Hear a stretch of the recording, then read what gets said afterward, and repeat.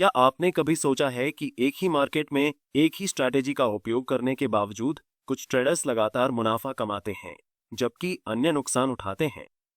जवाब छुपा है ट्रेडिंग साइकोलॉजी में। ट्रेडिंग सिर्फ चार्ट्स और इंडिकेटर्स का खेल नहीं है, यह मन के खेल का भी परीक्षण है। इस ऑडियो बुक में हम जानेंगे कि कैसे भावनाएं, डर, लालच और अनुशासन आपके ट्रेडिंग परिणामों को प्रभावित करते हैं और इन चुनौतियों को कैसे मास्टर किया जाए। चाहे आप एक नए ट्रेडर हैं या अनुभवी, यह गाइड आपको मानसिक रूप से मजबूत बनाकर सफलता की ओर ले जाएगी। ट्रेडिंग में 80% सफलता मनोविज्ञान पर निर्भर करती है और सिर्फ 20% टेक्निकल या फंडामेंटल एनालिसिस पर।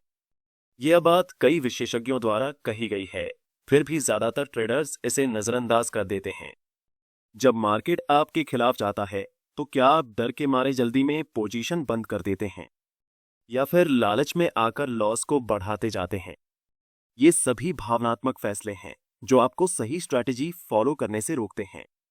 इस चैप्टर में हम समझेंगे कि कैसे फियर आपको ओवर कॉन्फिडेंस से बचाता है और गलत समय पर एक्शन लेने से भी रोकता है।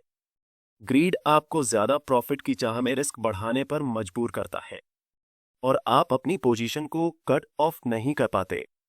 डिसिप्लिन ही वह कुंजी है जो इन दोनों को कंट्रोल कर सकती है।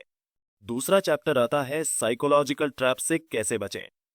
क्या आपने कभी रिवेंज ट्रेडिंग की है, यानी एक बड़े लॉस के बाद जल्दबाजी में नया ट्रेड लगाकर पैसा वापस कमाने की कोशिश करना? अगर हाँ, तो आप अकेले नहीं हैं।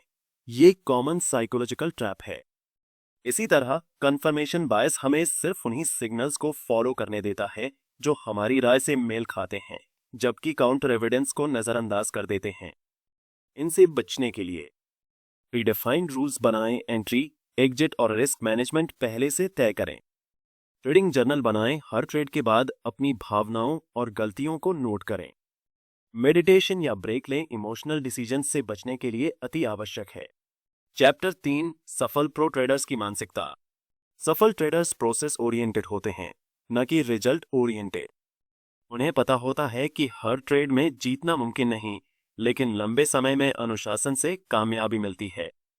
वे पैशन के साथ पेशेंस रखते हैं। मार्केट उनके कंट्रोल में भले ही न हो, लेकिन उनके एक्शन उनके कंट्रोल होते हैं।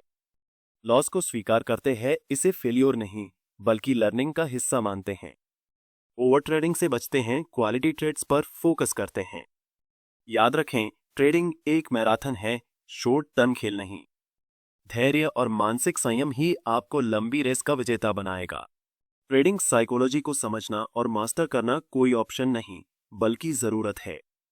अगर आप अपने मन पर काबू पा लेते हैं तो मार्केट आपके लिए एक खेल का मैदान बन जाता है।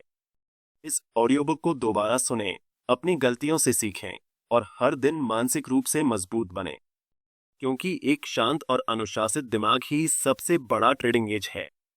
धन्यवाद।